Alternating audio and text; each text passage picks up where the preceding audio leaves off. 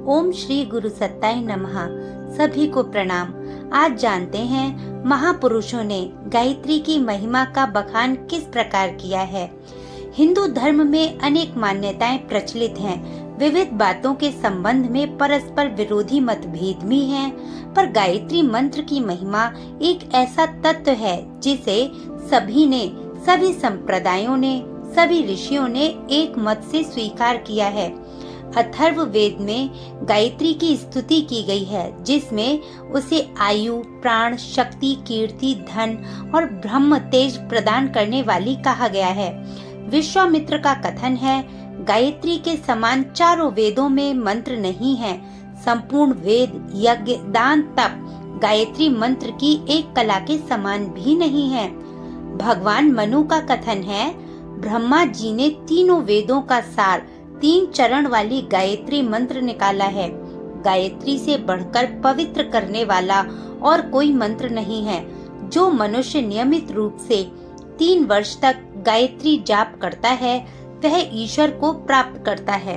जो द्विज दोनों संध्याओं में गायत्री जपता है, वह वेद पढ़ने के फल को प्राप्त करता है।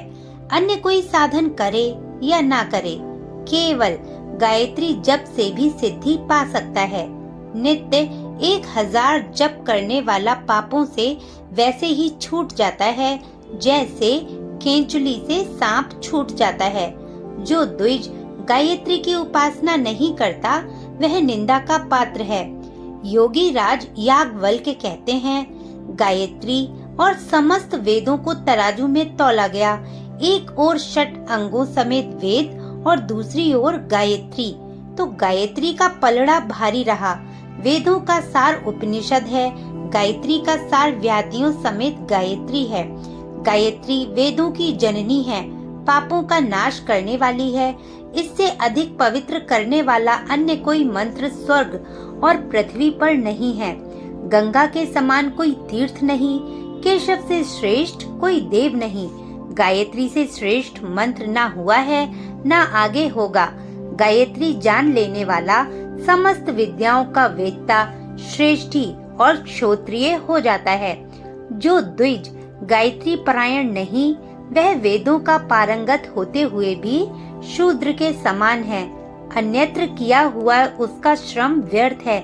जो गायत्री नहीं जानता, ऐसा व्यक्ति ब्राह्मणत्व से च्युत और पाप युक्त हो जाता है। पराशर जी कहते हैं, समस्त जप सूक्तों तथा वेद मंत्रों में गायत्री मंत्र परम श्रेष्ठ है। वेद और गायत्री की तुलना में गायत्री का पलड़ा भारी है।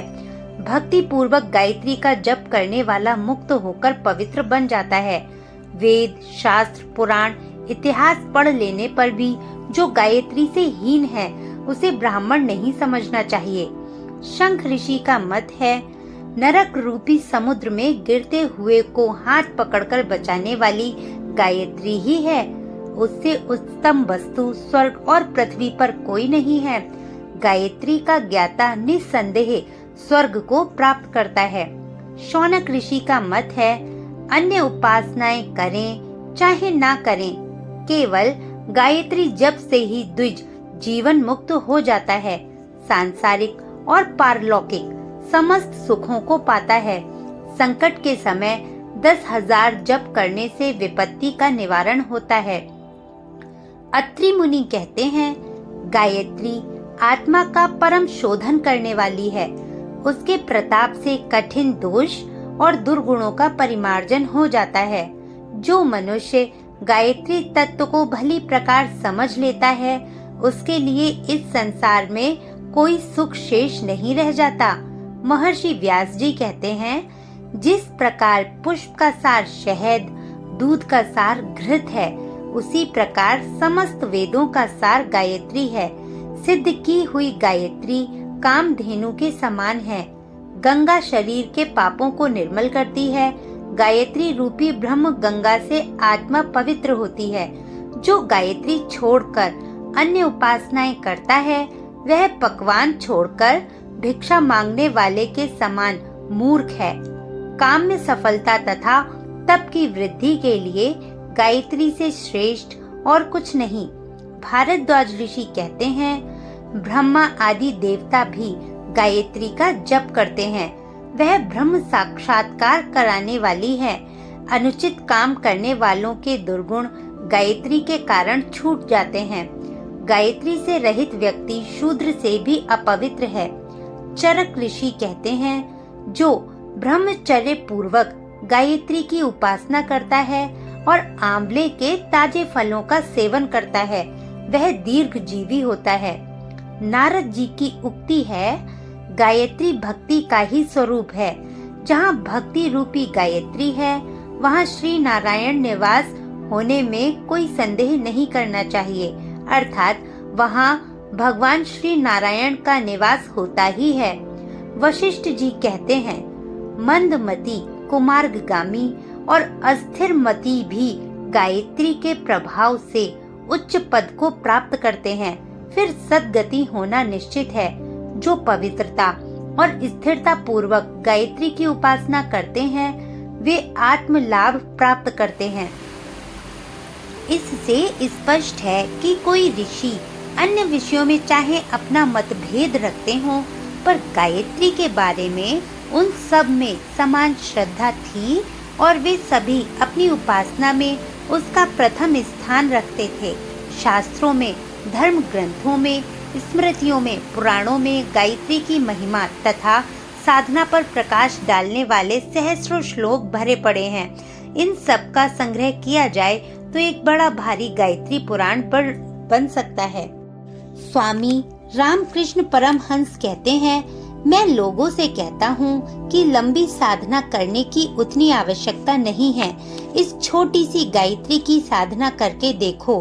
गायत्री का जप करने से बड़ी बड़ी सिद्धियाँ मिल जाती हैं। ये मंत्र छोटा है पर इसकी शक्ति बड़ी भारी है।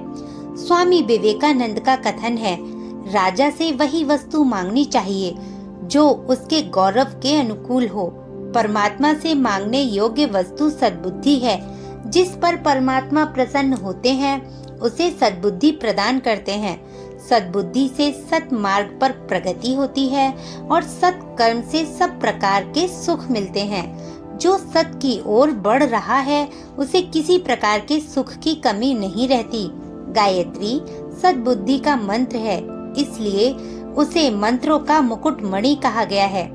जगत गुरु शंकराचार्य का कथन है, गायत्री की महिमा का वर्णन करना मनुष्य की सामर्थ्य के बाहर है। बुद्धि का होना इतना बड़ा कार्य है जिसकी क्षमता संसार के और किसी काम से नहीं हो सकती।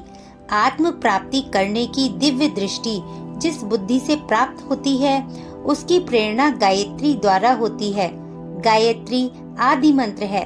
उसका अवतार दुरितों को नष्ट करने और रित के अभिवर्धन के लिए हुआ है।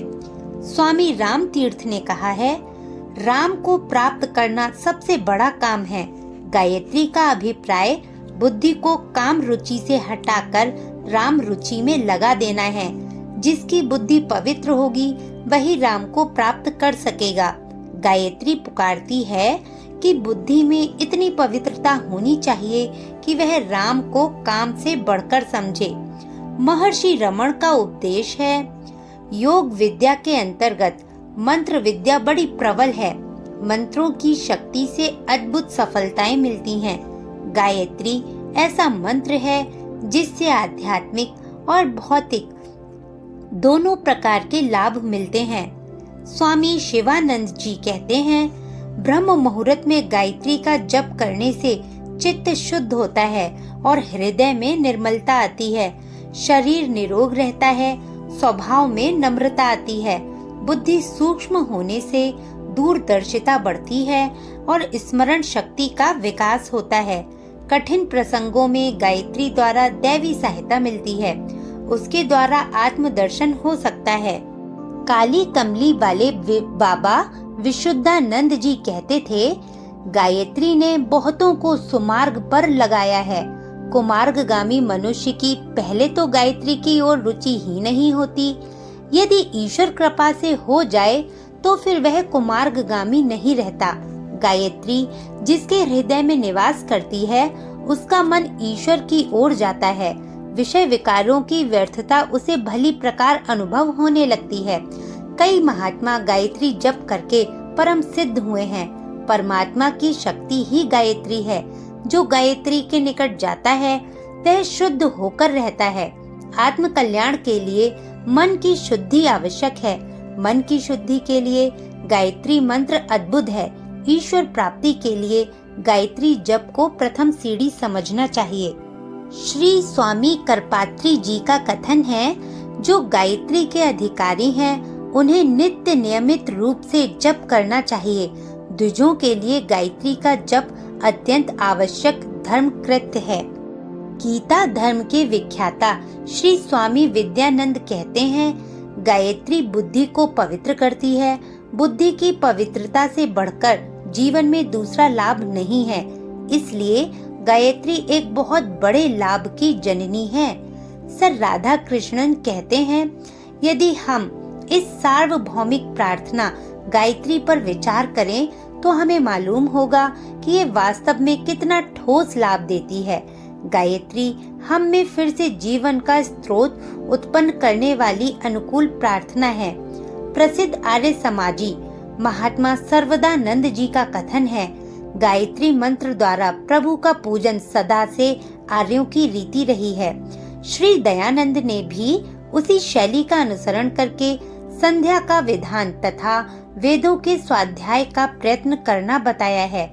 ऐसा करने से अंतःकरण की शुद्धि तथा बुद्धि निर्मल होकर मनुष्य का जीवन अपने तथा दूसरों के लिए हितकर हो जाता है। जितना भी इस शुभ कर्म में श्रद्धा और विश्वास हो, उतना ही अविद्या आदि क्लेशों का ह्रास होता है। जो जिज्ञासु गायत्री मंत्र का प्रेम और नियम पूर्वक उच्चारण करते हैं, उनके लिए ये संसार सागर से तरने की नाव और आत्म प्राप्ति की सड़क है। आर्य समाज के जन्मदाता स्वामी दयानंद गायत्री के श्रद्धालु उपासक थे। ग्वालियर के राजा साहब से स्वामी जी ने कहा कि भागवत सप्ताह की अपेक्षा गायत्री पुरुष चरण अधिक श्रेष्ठ है। जयपुर में सच्चिदानंद हीरा लाल रावल, घोड़ सिंह आदि को गायत्री जप की विधि सिखलाई थी।